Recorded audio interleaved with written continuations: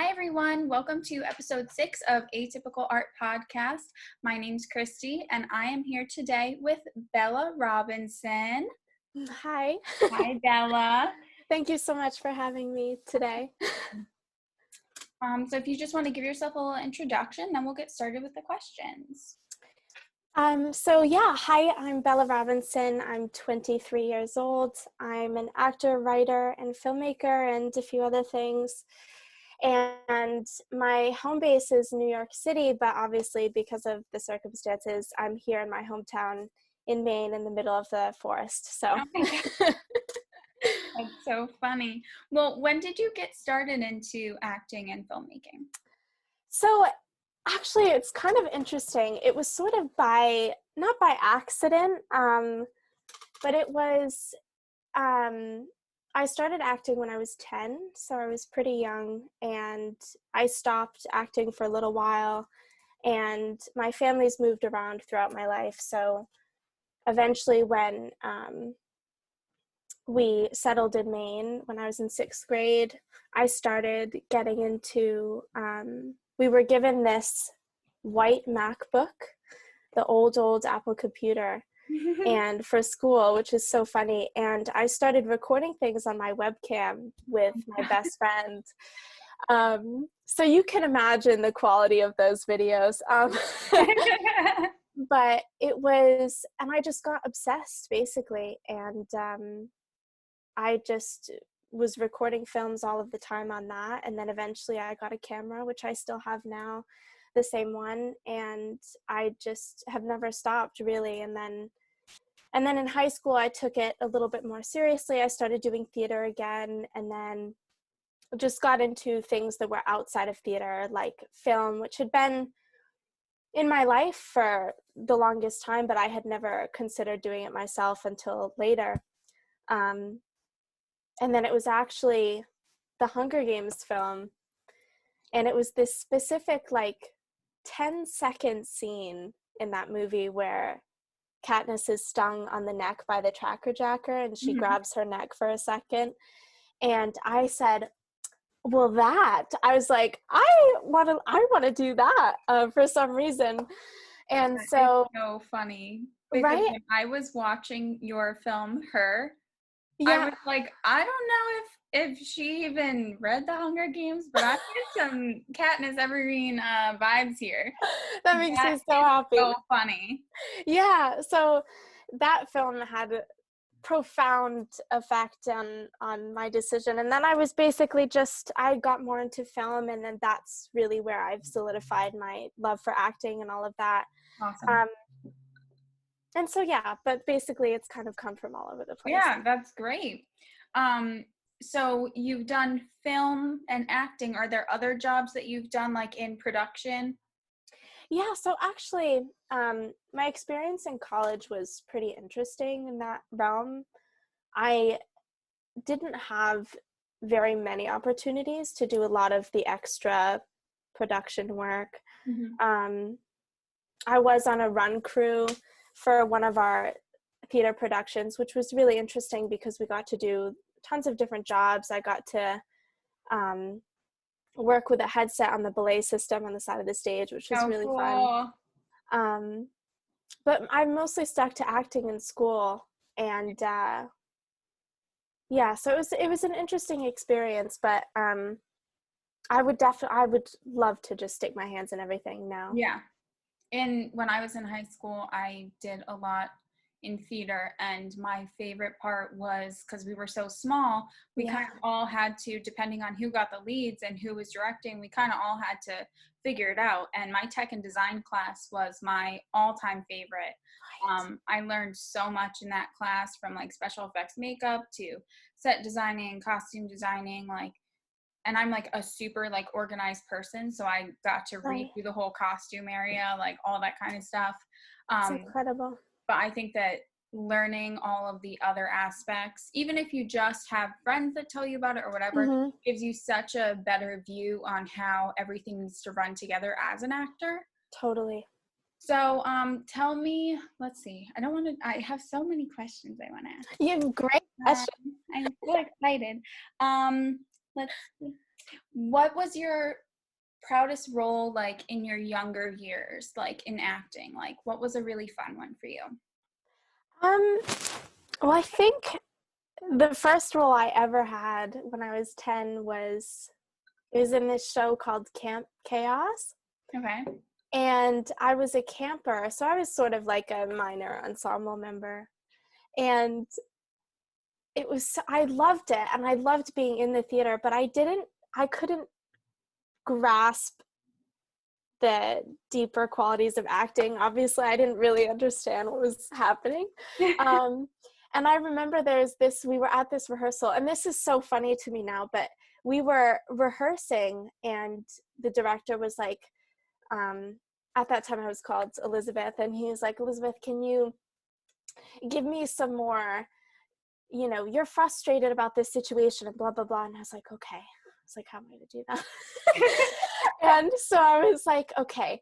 And I got so mad and I stomped my foot and I was like, I'm not happy about this. And he was like, that's it. That's good. And I remember being like, oh, I'm an actor now. That's amazing. Oh my God. So that was really great. And then to be honest, Breakthrough moment. Right. And I think I had written this down, but I think my favorite role that I've had it was only like 4 years ago, so I wasn't super young, but Whatever, it doesn't matter. yeah, and I had a really, really difficult freshman year acting teacher, as I'm sure a lot of different actors have experienced at college, right? And yeah, she was really tough, and it was the first time I had been exposed to the intensity of an instructor like that. Mm-hmm. I had never been worked in the way that I had for my freshman year, and I've never experienced such visceral fear in a classroom before. No. Which, like, there are so many amazing things I took from that experience, but we did a few roles throughout the year from different plays, and we just kind of worked on them and workshopped them. And then at the end of the year, I got to play Harper from Angels in America. Oh, cool. Which is just an extraordinary play to begin with. But I had connected with that character so much, and so I was like, this is my last time with this teacher. I was like, I really need to make sure that this is good. And my partner and I rehearsed so much for that, and then we did it. And I remember doing the entire scene, and it was like my brain had been replaced with Harper's. No. And I remember when we finished the scene, I walked out into the hallway to end the scene. And this sounds such a weird thing to say, but I felt her almost come off of me a little bit, like something had drained out of me that was really interesting. Yeah. And I walked back in, and this teacher who, is so intense and was always telling me, like, you need to do this better and blah, blah, blah. She had tears in her eyes, and she told me, she was like, Bella, that's perfect. Oh my God. And I was so overwhelmed, and it wasn't like, I was like, oh, I'm so good because of that. But I felt like it really proved to myself that I could do something worthwhile. Especially from a teacher that was so hard on you. That means more, I think, than, a teacher that's encouraging all the time. Absolutely. Yeah. My high school theater teacher, who was also Anthony Rouse's high school theater teacher, that's where That's so funny. Yeah, it's crazy to know, like, everyone always knew he was gonna do big things, but now, he's always been a ham. But our theater teacher was very funny, but he could turn on a dime and just get your shit together, pull your head out of your ass. Like, and we were like freshmen too in high school. So that was kind of a weird way to kind of like be introduced to the theater, because it got a Yeah. very bad rep in our high school. It wasn't like, all the theater nerds and stuff like that. Yeah. But I think that he taught me, even though I'm not an actor, he taught me so much about, my presence and like different roles that you have to play even in life, like when Yeah. you get to be fun and yourself, and when you have to be serious and like, pretend to be someone else. Right. But that's such a beautiful story. I'm so glad that she Yeah. didn't So get really hard on you after your best, role of your life. right. And everyone else was just equally as amazing in class. There were so many great moments, but That's yeah, awesome. it's amazing how much you can learn just about yourself in general in theater, even if, certain people don't prefer that sort of thing. Absolutely. It was such a great class, I think, and I took them all throughout, but there was a lot of kids that only took one, intro class or whatever class they could. And they said, like, even to this day, when I run into them, like, that class, like, with you, like, changed my life. Like, that taught me a lot about working together, working, on challenging problem solving things, Right. giving a presentation on stage, even if you fumble, like, gives you some sort of like confidence that like nothing else can. Like, Yeah. in college, I could go up and just totally bullshit a report that I That's didn't even amazing. write.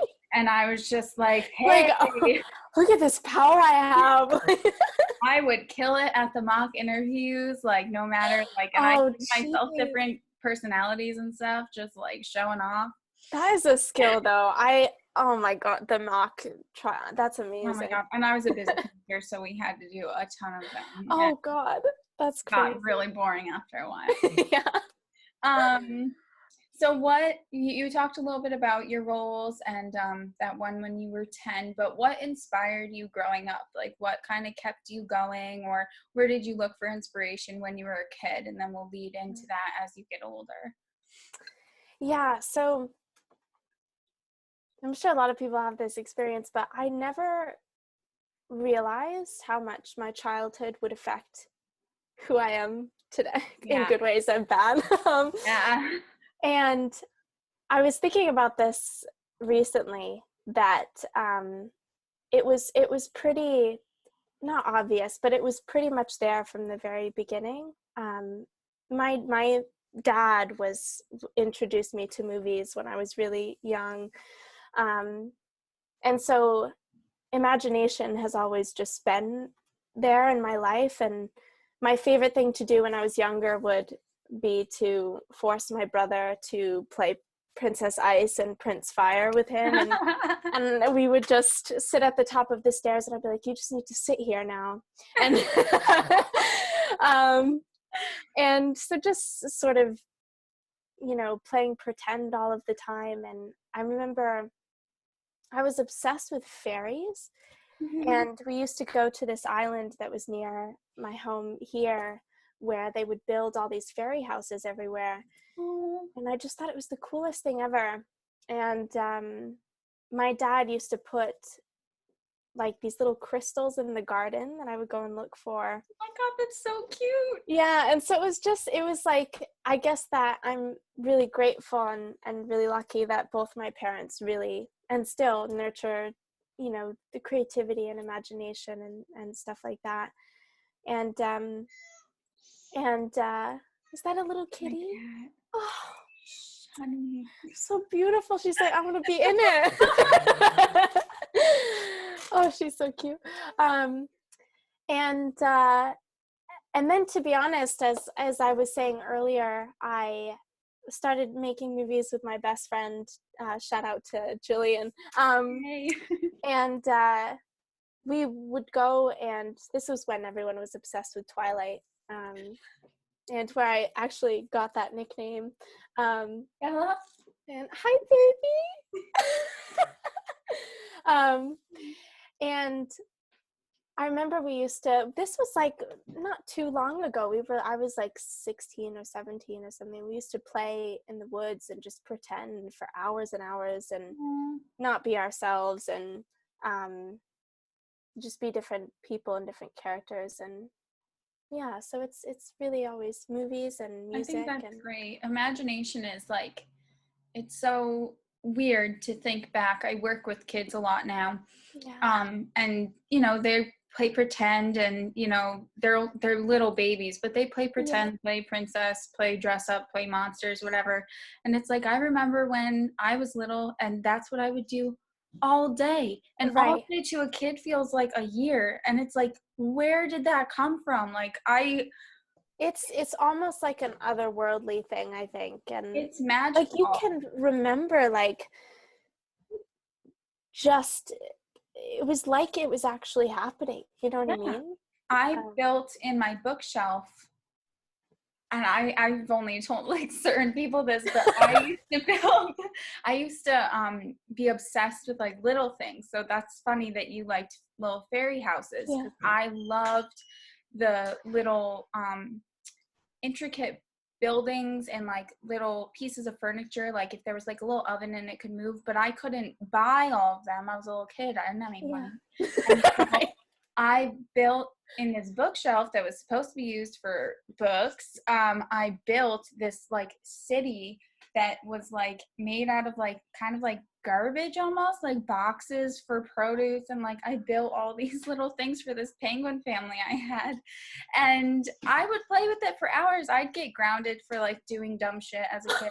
And my punishment, my parents were very old school, and they were like, go to your room for 2 weeks, except You for just school. built something there. And I was like, cool, like 2 weeks in my room, I don't have to hang out with anyone or talk to anybody or do chores. I just get punished by going to my room. Yeah. I built this city like for my penguin family. Do they have a picture of that?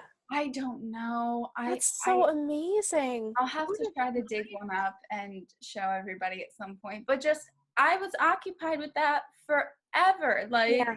and I just think that that's amazing that kids, like, their brains work like that.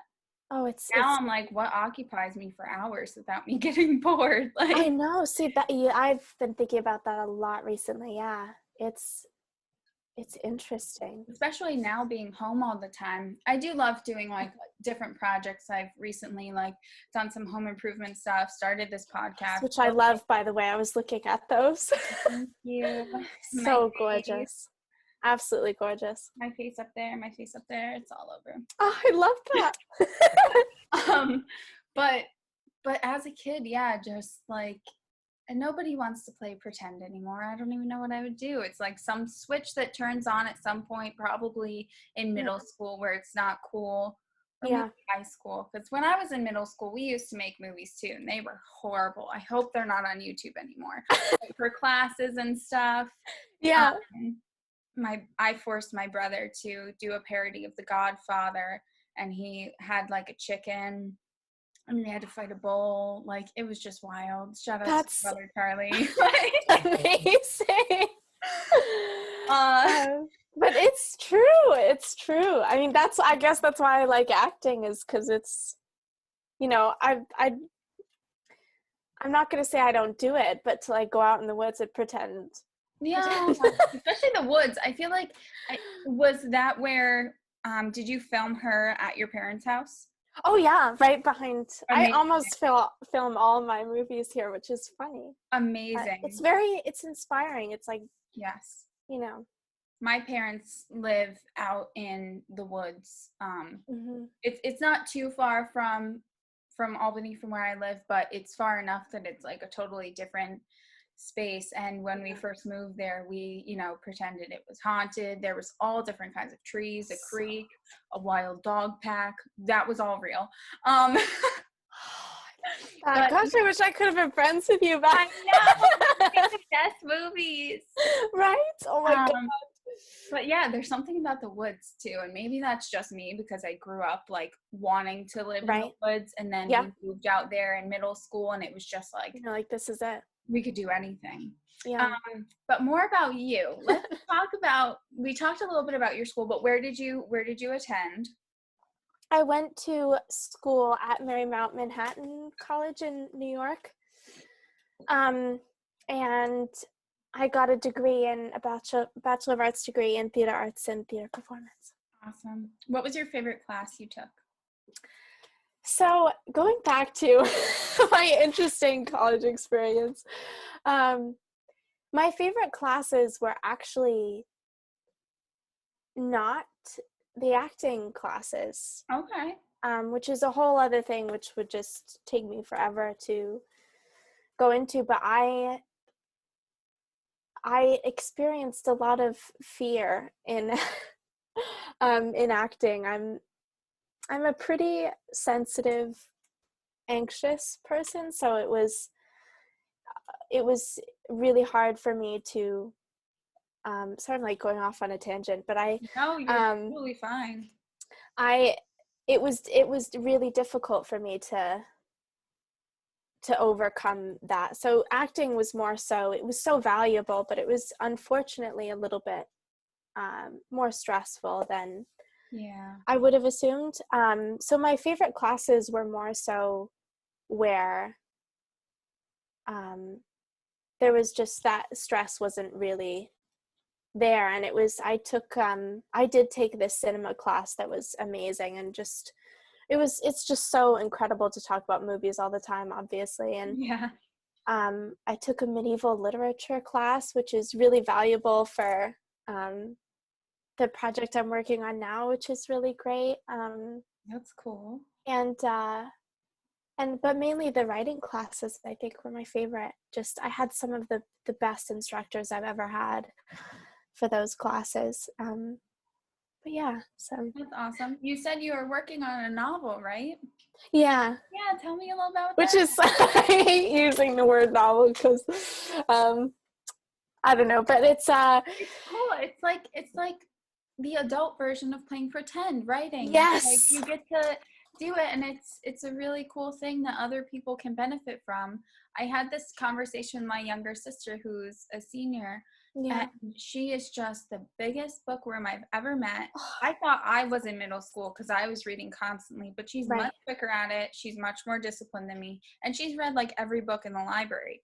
That's And amazing. she was like, I don't remember reading a book that impacted me more than like just like the fictional novels in middle school. And I was like, me too. And I don't know if it's because you're so vulnerable and looking for like some sort of connection when you're that age or what, but I've never read a book that has touched me more than some of the ones I read in middle school. And I just think that's so Right, crazy. right. I absolutely agree, and that's one of the main things I say to people. If something that's helped me so much with writer's block or creativity or just feeling unmotivated is just to read fiction. Yeah. It's just amazing. But um yeah, it's so interesting. I was saying earlier how there were all these like hints of what I was supposed to do throughout my life, and I never clocked it really. But Mhm. my best friend, who I mentioned earlier, I used to write stories for her, and we would read them together, and it was sort of like I would write it from both of our perspectives, and it would be in all these different worlds, like the Hunger Games, That's so cute. and these I'm for some reason I'm obsessed with apocalyptic stuff, so a lot of settings in that, and they just got longer and longer, and I stopped writing them a Mhm. couple years ago, just being busy and everything. And then I Yeah. was like, you know what? I was like, maybe I should actually write like a full Yeah. story. And I idea basically came to me like just out of the blue. I think I was sitting down and I was like, this is it. Oh my God. Which I'm Did so you like grateful plan it for. out and stuff, or did you just kind of start going? I just I never had an outline. I don't know why. I could see it all, and I could still, I mean, that's sounds a little far-fetched. I obviously Oh, like that's awesome. do outside work at the same time, but I Yeah. didn't have like this is what's going to happen, because I found, which I've never experienced before, which is that as I was writing things, you know, I'd have, oh, this is what this relationship is like for these characters, and this is where this plot hole is going to come in, and I want this to be a theme. And as I was writing, as I am writing, it's almost like the characters are, this sounds weird, but it's almost like the characters are speaking for me, and they start making decisions on their own. And so I was like, oh, I don't really know if that's going to work anymore. And like I had to change something with a character recently because it didn't align with how she had been acting for the whole story. And I was like, so I need to change that. And that's been so interesting to me. But it takes place in the Middle Ages and medieval times, and I've always wanted to write something with that. And my dad is very much involved with that topic and has been for most of my life. So I think it was sort of just, it was meant to be that sort of thing. That's beautiful. All right, so tell me a little bit about your process while writing your novel. So I don't know if I mentioned this already, but I don't know how this happened, but I have written without an outline. So the idea came to me and I was like, okay. And obviously as I'm writing, I flesh things out more. And plot holes and stuff I fix while I'm moving along and stuff. But I could see it as it was playing out, almost like a movie. So I found that really interesting. But a difficulty I encountered was actually with perspective. So I've read, you know, some of my favorite books like Pride and Prejudice are written in the third person, which I think is amazing because you can see a perspective of the main character that you can't see in first person. Mm-hmm. And I have struggled with that a lot in my story because I am writing from first person. Mm-hmm. And so sometimes my inspiration for everything, the characters and the setting and stuff, have all come from details in my real life, obviously. And so much so to down that to the fact that like some characters' hand movements I've taken from people in my life. And Awesome. I read something the other day that was like, someone had put it at the beginning of the book, like, you know, you have that first page with the quote that says, sometimes it's a quote from another book or something. Mm-hmm. And it said, if you think I'm writing about you, I am. And I thought that was really funny. And of course that's half true and half not true, but that's so cute though. I think that some people in my life will read certain parts and be like, oh, I think I know who that's from. But but what's difficult is that I am writing in first person, and so I am purposely mentally experiencing what the character is experiencing in order for me to write it. However, that means that there is some of my personal mind that's going into the story, and then the personal mind of the other character. And I find that really difficult because I don't want people to read the story and think this is Bella. Right. Because first of all, that would be weird. But the main character is, you know, supposed to be someone very different and separate. So that's been interesting. And then, yeah, so it's been a little bit difficult with also the fact that I don't have things planned means that things sort of, they have to organically build and organically change. Right. And, you know, like, for example, I have a plan for something specific to happen regarding the plot. Mm-hmm. And things are moving in that direction so far, but I've seen potential moments where I think this might not work and I might have to Oh, take it out, even if I really don't want to, because I think if the characters, this sounds weird again, but if the characters don't want it to happen and if it's not happening organically, right. then I have to take it out and Yeah. leave it in. But so that's been interesting, but That's awesome. How far along are you with it? Like, are you in the beginning stages still, closer to the middle? I'm in the middle, Oh, goody. pushing towards I feel like there's like a middle point, a climax, and then the end part, Okay. and I'm like leaning into the climax sort of. Do you have plans? I know this is like way further down the line, but like how you're going to publish it? Like, I I I wrote another. It was like this big, but it was a really short memoir on that I self-published to Amazon. oh, cool. I was just going to suggest that because we had to do that in a creative writing class. We had to Yes. actually like put it out on Amazon, and everyone was like, I want it to sell it for like, $35. I was Yeah, like, I'm right? just going to buy your creative writing essay for $35.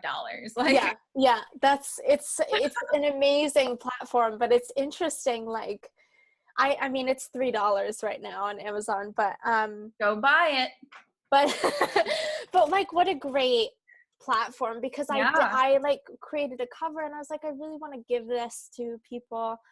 Right.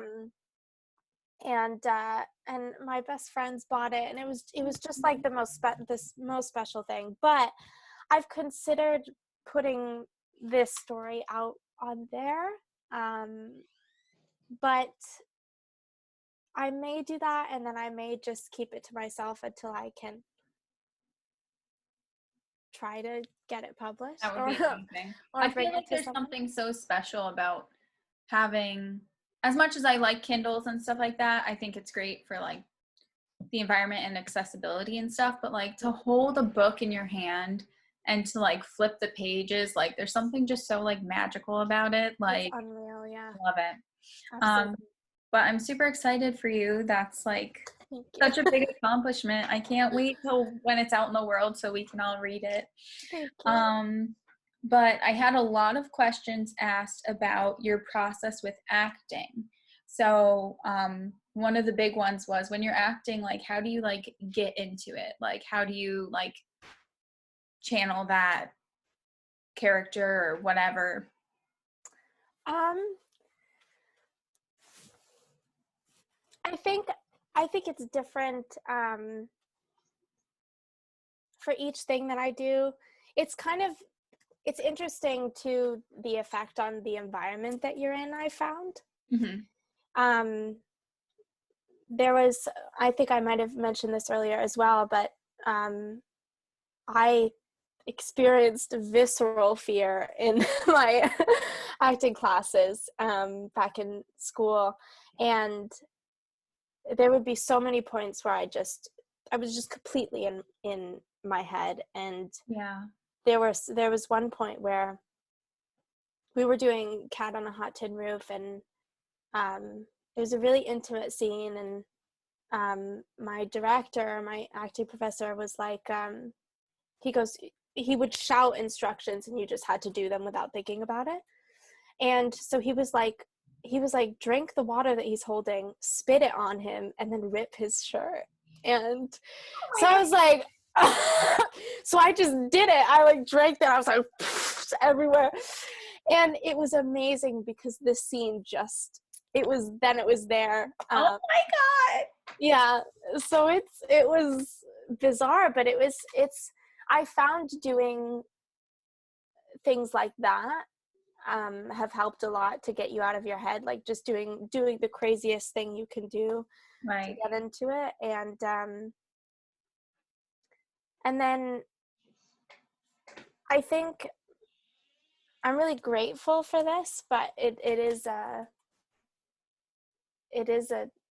tough thing sometimes. But I am so sensitive, and I tap into that a lot in my normal life, and Um, and so I think I,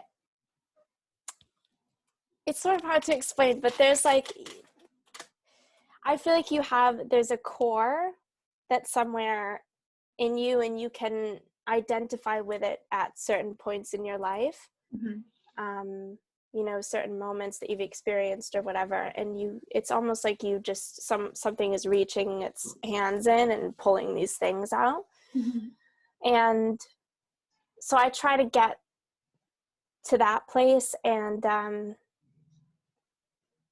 so but at the same time I do obviously, especially for emotional scenes, I can tend to hold on to things that have happened in my life, Okay. which is like everyone talks about that, like, oh yes, you substitute for, but I think it is helpful because it's a form of empathy and understanding for Yeah. another character if you can identify with what it feels like. But then I try to take that and then go even deeper, and then anything that is, I still struggle with this a lot, but anything that is me, I try and get rid of it until it's filled with the other character. So that core center is instead filled with somebody else, instead of me. And that means finding their voice and their walk and their Right. tics and, any mannerisms or any way of thinking or seeing, that probably won't help There's so anyone. much that goes into it. I think it's also different for each actor because the hardest in high school, I was the colorful, happy, bubbly, like annoying almost. Like that was me. I was just like, hi, everybody. Like, just annoying as hell. I would hate her now. But the hardest roles for me, and it was just high school, but like the hardest roles for me to get into was when I had to pretend to be happy when I wasn't. Mm-hmm. That was during Peter Pan. Like it's supposed to be, it's like one of the most iconic children's stories ever. Yeah. And he was moody and stuff, but like some of them you just had to be silly and do little kid stuff. Right. And if I had a rough day, I was not, Right. it was There's no way in. hard. And I like wear my feelings on my face, like, and my teacher would always just like, be happy, you're happy, Like, oh my God. and I'm just like, but I'm not. So I Yeah. think it's different for everybody, but I think that's good advice to kind of take the parts of you that can also fit with the character and try to like use that to put it out there. Yeah. And you know what? Another thing too, which unfortunately it went away in college because of the stress, but is to just have fun with it. And I've been thinking so much about that recently, is that I feel like people's loss of creativity or their struggle with, being able to do things, better or to enjoy things more, is that we lose the same, you lose what you might call like your inner child. Do you know what I mean? Right. Yeah. No. And I remember like the in high school, I was in this video production class, and I was doing like 4 different jobs at the same time for that. And I was just completely on fire with joy and just excitement, and wanted to be busy all the time. And that was such an amazing feeling. And then in college, unfortunately, it became more stressful, and it became more of like, this is how you need to do it. And so I stopped having fun with it, and I got worse. And instead of being excited to act like I normally might have been in high school, I was really terrified to act. Oh. But I've gotten that back, but I think it was from like going back to why you find something so amazing and enjoyable in the first place. Right. What started it for you? What did you keep doing to keep that Yeah. alive, and just now I, go out into the woods, and I don't have a tripod, so I put my camera on this like wooden stand, and then I just play around for 3 hours, and I listen to music, and it's just like, and I have these recordings of me like just screaming because I'm so excited about Oh, that's so recorded, or beautiful. like just getting excited by yourself about something, and so I think, and I think there is something to say too that if you really just don't enjoy something anymore, then you shouldn't feel obligated and shouldn't be doing it, Yeah.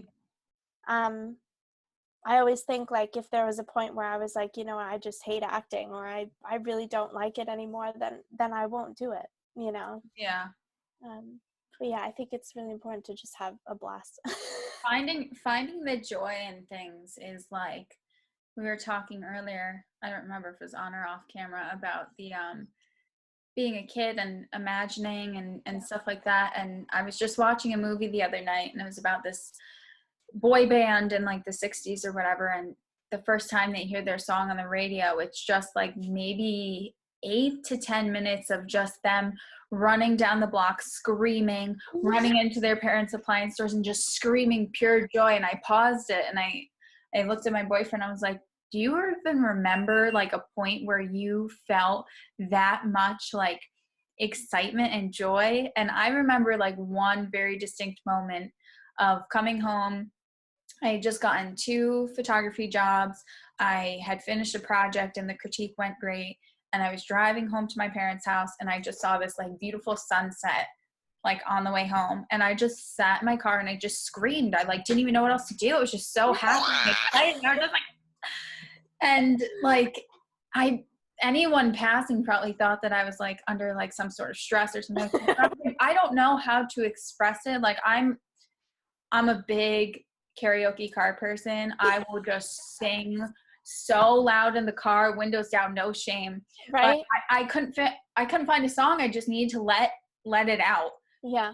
And yeah, I hope that artists, although I said like my best pieces are when I'm sad, I hope that people can just like find that thing, even if they're not good at it, even if it's not where they want to be, but just find that thing and do it.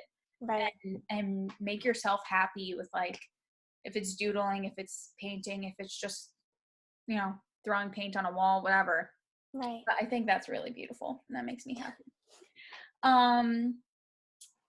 What kind of roles do you enjoy doing most? Um, I think everything, everything. I I do know what I don't like. I not a little while ago I was asked to do something for a small film, and I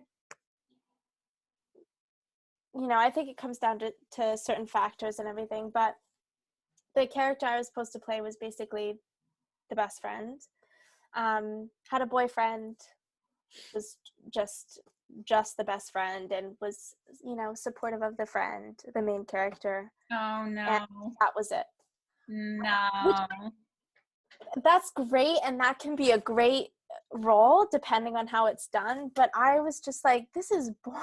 Well, I was just gonna say boring. I was like, come on. I was like, I want to play like, I don't know, Tomb Raider or something, um,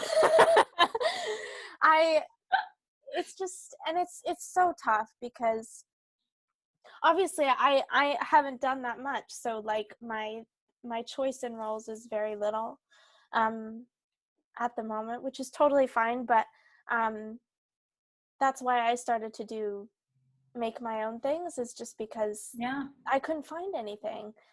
And I was so happy about doing abstraction with Anthony because it was different. I loved the character. I was so happy with it. I wanted to do horror, and that was great.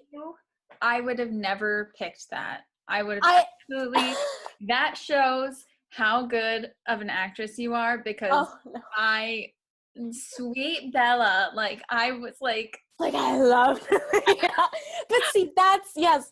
But blood that and guts, like that answers the question though, is I like doing things where people don't. They're like, you know. expect it. Yeah. I think that was one of my biggest pet peeves, and I hate to keep going back to high school, but that's where all of my acting experience, like, That's where it begins. Yeah. but it taught me so much, and not just about acting, but just about like being a human, like, and it was really cool. But my biggest pet peeve was just everybody was like, oh, well, this character's description looks like so and so, so let's cast them. I was like, no, what can they do? Like, Yeah.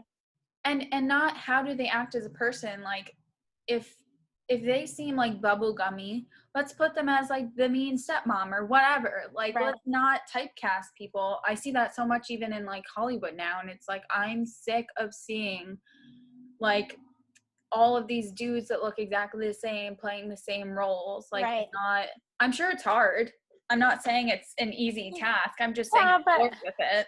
yeah. And it's I mean there's so much to be said about, you know, tropes and whatever. And I think they can be really, really good. I have seen them done really, really good. Cliches can be done really well, but I don't know. It's a lot of the things I've seen have either been, you know, what I just like the best friend, or the sexy blonde who is a drug addict. And I've seen a lot of drug addict jobs for some, which can be great, obviously, but it's just like so. I think because it's, you're looking for a challenge and you're looking to diversify your resume of, you know, jobs you've been in, and playing somebody that doesn't have like a lot of meat to it, I guess, is like, Right. that's not what's challenging, that's not what's fun. It's fun to like dissect the character and like give them a backstory even if they Right. don't have one, like, and make these things up, make up their quirks if they don't have any and stuff like that. I think that that's one of the best parts of like acting and stuff. Oh, absolutely. And like one of my um favorite actors, Teresa Palmer, she's Australian. She did this film on Netflix called Berlin Syndrome. Okay. And it was basically about this young woman who goes to Berlin, and she was um, kidnapped, or essentially by this man who she was starting to fall in love with, but then he ends up keeping her in his house. And it sounds like a little cliche, but it's an independent film, so but it's just gorgeous. And they go into Stockholm syndrome, they go into survival and, you know, baseline instinct and all of that stuff. And that's a role like that is just, I would just love to do something like that, because like for example, the short film I did, Her, I was having the worst breakout of my life while I was doing that. And I was like, I remember replaying the footage back, and I was like, your skin looks so bad. And, you know, specifically the close-up shot of my face. And I was like, you know what? That, I remember Teresa Palmer had said for Berlin Syndrome that the director said to her, the more blemishes you have, the better. She was like, you're wearing no makeup. She was like, look as tired as possible. Oh my god. I was like, that is so awesome. And I mean, I think obviously like there's a time for that, and makeup is amazing. And but I think we don't see enough, even like, you know, now I'm gonna go off on a tangent, but The Handmaid's Tale, I've never seen like something where everyone looked so gaunt and realistic. And that was, I was like, is just amazing. And so I was like, you know what, I don't really care. That's awesome. And I just Everything you have. and I just want to do more characters that are like just you know, really raw, realistic, intense, different. I just want to I play love people. that. I You love know? that so much. My friend, who was actually on the first episode, shout out to Kieran, they commented on one of my photos or something, and they said, never stop making anti-pretty art. And I was like, that hit me so hard, because like, not to talk about me, but like, I love, I love making myself pretty sometimes. And Yes, I of love course. ripping it off, and I want to get more into special effects makeup, like, and stuff like that. And it's like, I don't want to see pretty. I don't like making pretty. Like, I think that that's so like beautiful how it translates to film and, abstract art or whatever. Like, I just think that that's awesome and Yeah. really great advice for people. I Stop think worrying it's, about being pretty. Like, oh, I could talk about this all day.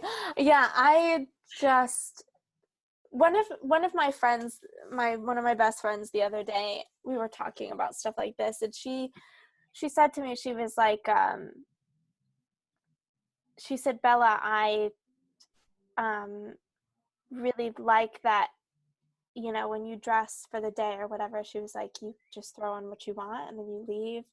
And she was like, you don't really care about, I mean, I do, but she was like, you don't care that much about how you look and stuff. And I was like,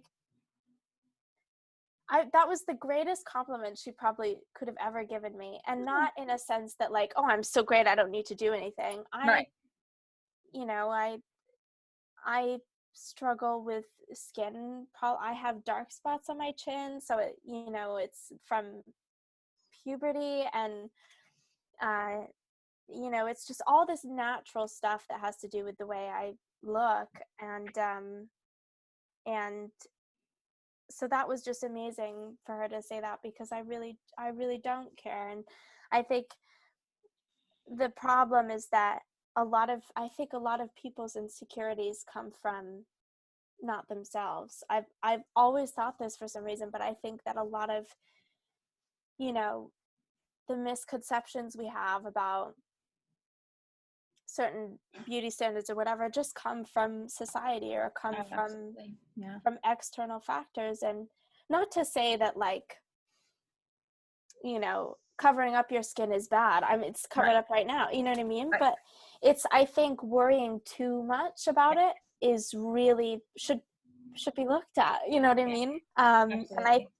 I think, as you know, as actors or just as artists in general, I think it's really important to be really honest. And I was like, if, you know, I look perfect in all the movies I do, then I've failed, you know? Right. We're gonna pause for 1 second because I don't want to lose this. All right. So my last few questions are about your future and your future endeavors. What's your dream job? Everything. Um, I I hope I get to do, I mean, at least a couple times everything that I love to do now. Um, Film is the number one thing. I just, I hope I get to that point. I would love to be an author. I would love to do TV.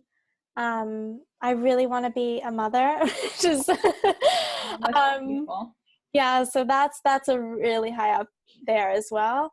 Um, I hope that I would love to do, you know, I think I don't know if you've heard about the Lord of the Rings TV show that's in production right now. I No. think I would sell my left arm to be in that. um, I would love to play. I would love to do something fantasy. I would love to be an elf. I would love to do A physical role. One of my, Could totally be an elf. oh, thank you so much. One of my dream roles is actually to play Gwen Stacy, the female, or Spider-Gwen, female Spider-Man. Awesome. I'd love to do something really physical. Yeah. Um, Well, most of the what are they called?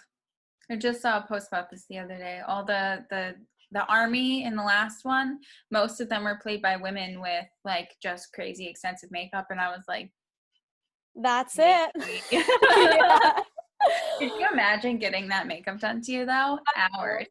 Prosthetics, big noses, love it. It's crazy. Just this sort of stuff coming out now is just incredible, and my roommate and I, one of my best friends, are obsessed with Westworld. And last night we were just diving into the last episode, and I want to do things like that, that are just, I get so obsessed with things, so I just want to do everything. I'd love to have a goat farm. I'd love. That's great. Goats are the best. Yeah. So your biggest goal for yourself as an artist?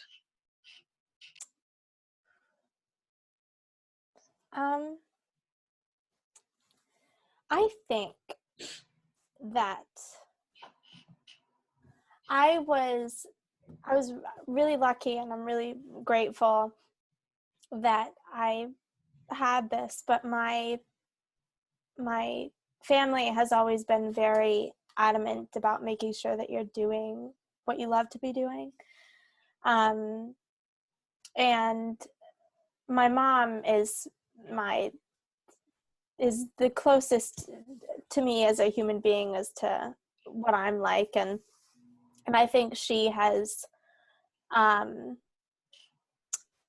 taught me the most valuable thing, which is basically to be fearless. And we're both so full of fear, as as people, because we're just sensitive and empathetic and whatever. But she always taught me to never stop, and so if anything, there's been so many points in my life where I haven't given up because of my family, but I want to get to a point where I don't give up because of myself. And I hope that I can get to a place, where I'm happy enough and I'm doing what I love, so I can provide for my friends, and I can provide for my family and my partner, and just make people happy. That's always what I've strived to do, even before I wanted to be an artist or an actor or a writer or anything. I thought that was the most important thing, which was to be kind. And so I'd like to stick with that. That's amazing. That's great. And then another big question was your best advice for young actors, filmmakers, maybe people that haven't gone to school for it.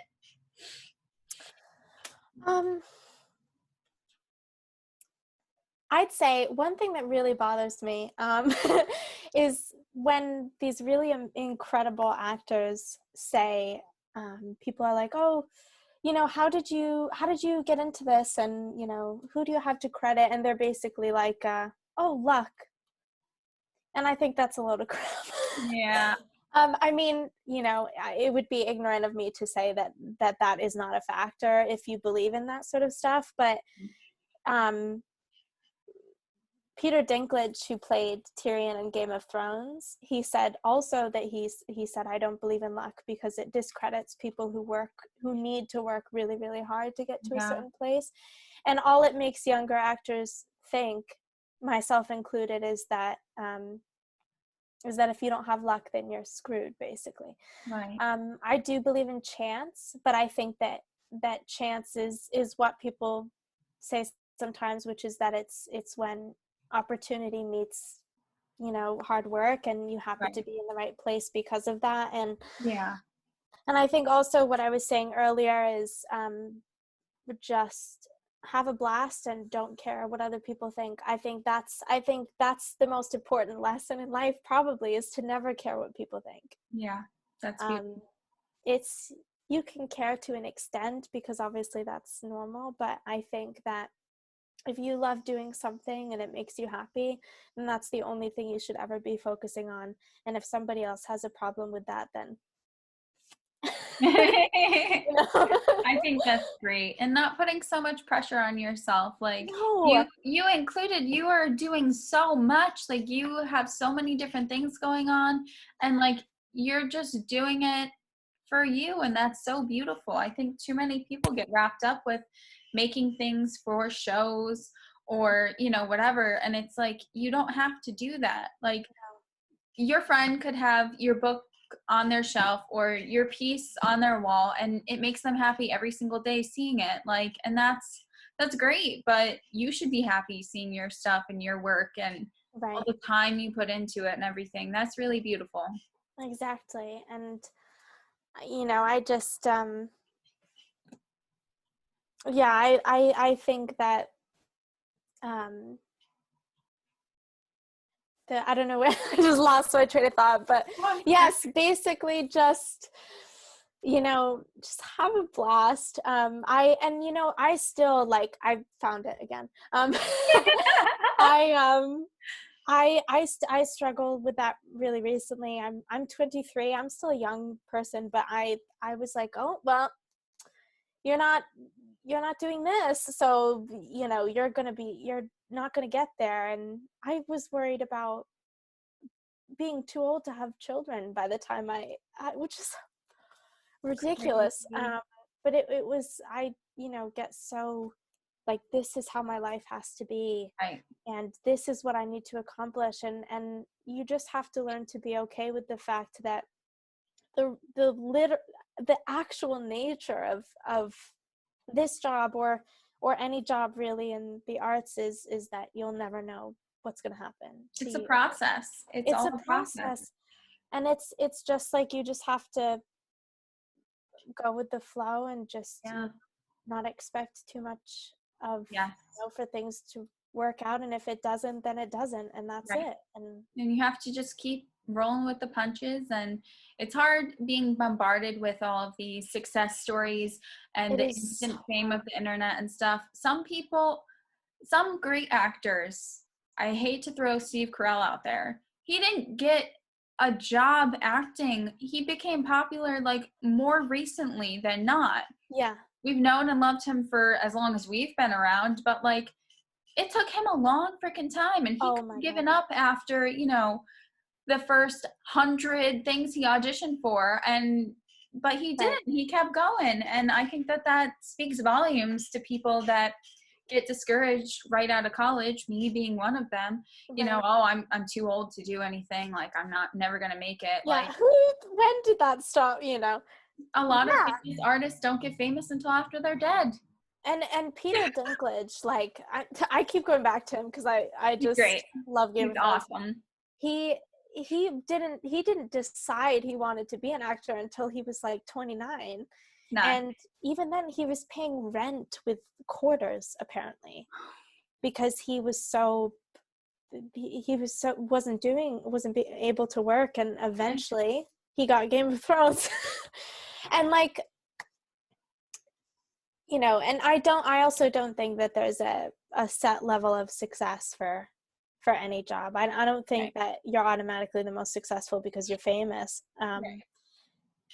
You know, it's, of course there's certain good things come with a certain level, but like, you know, to me, you know, the most, sorry, I'm going back on another No, tangent, but you're okay. after I had done one of my short films, my best friend called me and she said, I know what this is about. And not personally, but she goes, is this what you were trying to do? And I was like, yeah. And she was like, I got that. And that was like I think I cried. I just was so happy. And when my brother, who's just a genius and is essentially so much smarter than me. But when he says that something I do is good, or that he really likes it, that's when I feel the most successful. And, you know, my friends or my dad or my family. So, That's beautiful. you know, that's how I try to gauge success, instead of like, well, I'm not working, you know, it's Right. Peter Jackson, so I'm not, you know. Right. I hear you. Yeah. Well, this has been lovely, and I'm so happy to have met you and talked with you, and I feel a part 2 coming on at some point in the future, because there's just so much more to say and learn and talk about. I should interview you next time. Oh God, then we'd be on here for 12 hours. But it was lovely talking with you. I'm going to get all of your different links up on the blog post that will be up later this week, and I'm going to try to get this one up tonight, so that everyone can see it. And I'm just so happy. I'm so happy too. I love it. All right, so I will get this up, and we will talk later. Awesome. Thank you. Bye. Bye.